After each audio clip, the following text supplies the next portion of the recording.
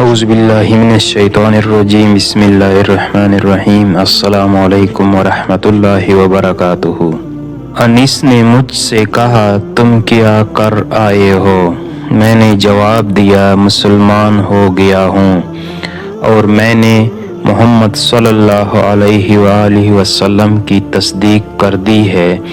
اس پر انس نے کہا میں بھی بتوں سے بیزار ہوں اور اسلام قبول کر چکا ہوں۔ اس کے بعد ہم دونوں اپنی والدہ کے پاس آئے تو وہ بولیں مجھے پچھلے دن سے کوئی دلچسپی نہیں رہی، میں بھی اسلام قبول کر چکی ہوں، اللہ کے رسول کی تصدیق کر چکی ہوں۔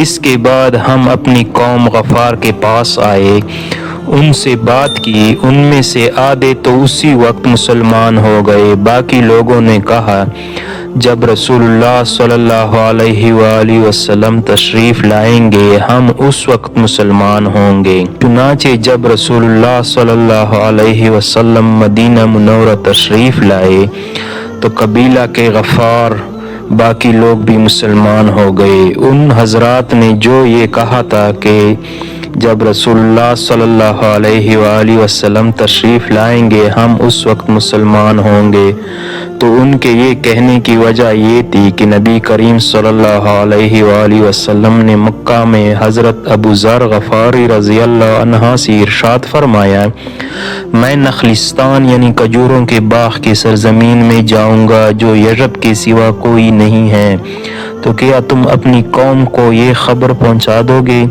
ممکن ہے اس طرح تمہارے ذریعے اللہ تعالیٰ ان لوگوں کو فائدہ پہنچا دے اور تمہیں ان کی وجہ سے اجر ملے۔ اس کے بعد نبی کریم صلی اللہ علیہ وسلم کے پاس قبیلہ اسلم کے لوگ آئے، انہوں نے آپ سے عرض کیا اے اللہ کے رسول ہم بھی اسی بات پر مسلمان ہوتے ہیں جس پر ہمارے بھائی قبیلہ غفار کے لوگ مسلمان ہوئے ہیں۔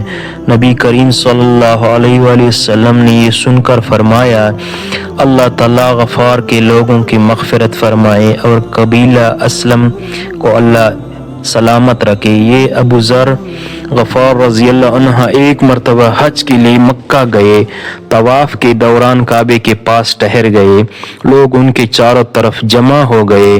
اس وقت انہوں نے لوگوں سے کہا بلا بتاؤ تم میں سے کوئی سفر میں جانے کا ارادہ کرتا ہے تو کیا وہ سفر کا سامان ساتھ نہیں لیتا؟ لوگوں نے کہا بے شک ساتھ لیتا ہے۔ تب آپ نے فرمایا تو پھر یاد رکھو قیامت کا سفر دنیا کے ہر سفر سے کہیں زیادہ لمبا ہے، اور جس کا تم یہاں ارادہ کرتے ہو اسی لیے اپنے ساتھ اس سفر کا وہ سامان لے لو جو تمہیں فائدہ پہنچائے۔ لوگوں نے پوچھا ہمیں کیا چیز فائدہ پہنچائے گا؟ حضرت ابو ذر غفاری بولے بلند مقصد کے لیے حج کرو، قیامت کے دن کا خیال کر کے ایسے دنوں میں روزے رکھو جو سخت گرمی کے دن ہوں گے، اور قبر کی وحشت اور اندھیرے کا خیال کرتے ہوئے رات کی تاریکی میں اٹھ کر نماز پڑھو۔ حضرت ابو ذر غفاری رضی اللہ عنہ کے بعد حضرت خالد بن سعید رضی اللہ عنہ ایمان لائے۔ کہا جاتا ہے دیہات کے لوگوں میں سے مسلمان ہونے والوں میں یہ تیسرے یا چوتھے آدمی تھے، ایک قول یہ ہے کہ پانچویں تھے۔ یہ اپنے بھائیوں میں سے سب سے پہلے مسلمان ہوئے۔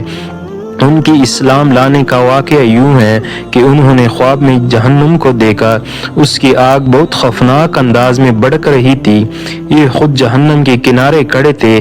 خواب میں انہوں نے دیکھا کہ ان کا باپ انہیں جہنم میں دھکیلنا چاہتے ہیں، مگر نبی کریم صلی اللہ علیہ وسلم ان کا دامن پکڑ کر انہیں دوزخ میں گرنے سے روک رہے ہیں۔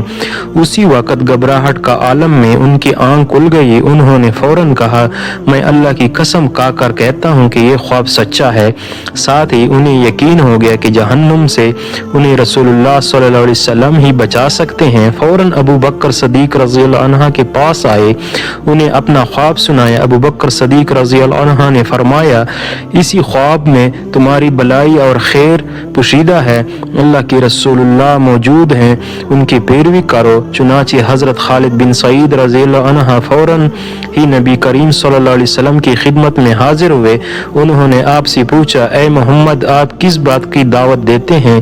آپ صلی اللہ علیہ وسلم نے ارشاد فرمایا میں اسی بات کی دعوت دیتا ہوں کہ اللہ ایک ہے، اس کا کوئی شریک نہیں، کوئی اس کے برابر کا نہیں، اور یہ کہ محمد صلی اللہ علیہ وسلم اللہ کے بندے ہیں اور رسول ہیں، اور تم جو یہ پتھروں کی عبادت کرتے ہو اس کو چھوڑ دو، یہ پتھر نہ سنتے ہیں نہ دیکھتے ہیں، نہ نقصان پہنچا سکتے ہیں اور نہ فائدہ پہنچا سکتے ہیں۔ یہ سنتی ہی حضرت خالد بن سعید رضی اللہ عنہ مسلمان ہو گئی۔ اس کے والدہ کا نام سعید بن عاص تھا۔ اسے بیٹے کی اسلام قبول کرنے کا پتہ چلا تو آگ بگولا ہو گیا، بیٹے کو کوڑے سے مارنا شروع کیا، یہاں تک کہ اتنے کوڑے مارے کہ کوڑا ٹوٹ گیا۔ پھر اس نے کہا تو نے محمد کی پیروی کی، حالانکہ تو جانتا ہے وہ پیروی قوم کے خلاف جا رہا ہے، وہ اپنی قوم کے معبود کو برابر کہتا ہے۔ یہ سن کر خالد بن سعید رضی اللہ عنہ بولے اللہ کی قسم وہ جو پیغام لے کر آئے ہیں میں نے ان کو قبول کر لیا ہے۔ اس جواب پر وہ اور غضبناک ہوا اور بولا خدا کی قسم میں تیرا کھانا پینا بند کر دوں گا۔ حضرت خالد بن سعید رضی اللہ عنہ نے جواب دیا اگر آپ میرا کھانا پینا بند کر دیں گے تو اللہ تعالیٰ مجھے روٹی دینے والا ہے۔ تنگ آ کر سعید نے بیٹے کو گھر سے نکال دیا، ساتھ ہی اپنے باقی بیٹوں سے کہا اگر تم میں سے کسی نے بھی اس بات چیت کی میں اس کا بھی یہی حشر کروں گا۔ حضرت خالد بن سعید رضی اللہ عنہ گھر سے نکل کر حضور پاک صلی اللہ علیہ وسلم کی خدمت میں آ گئے۔ اس کے بعد وہ آپ کے ساتھ ہی رہنے لگے، باپ سے بالکل بے تعلق ہو گئے، یہاں تک کہ جب مسلمانوں نے کافروں کے مظالم سے تنگ آ کر حبشہ کی طرف ہجرت کی تو یہ ہجرت کرنے والوں میں سے پہلے آدمی تھے۔ ایک مرتبہ ان کا باپ بیمار ہوا، اس وقت اس نے قسم کھائی اگر خدا نے مجھے اس بیماری سے صحت دے دی تو میں مکہ میں کبھی محمد کی خدا عبادت نہیں ہونے دوں گا۔ بعد کی یہ بات حضرت خالد بن سعید رضی اللہ عنہ تک پہنچائی تو انہوں نے کہا اے اللہ اسی اس مرض سے کبھی نجات نہ دینا، چنانچہ اس کا باپ اسی مرض میں مر گیا۔ خالد بن سعید پہلے آدمی تھے جنہوں نے بسم اللہ الرحمن الرحیم لکھی، ان کے بعد اس کے بھائی عمر بن سعید مسلمان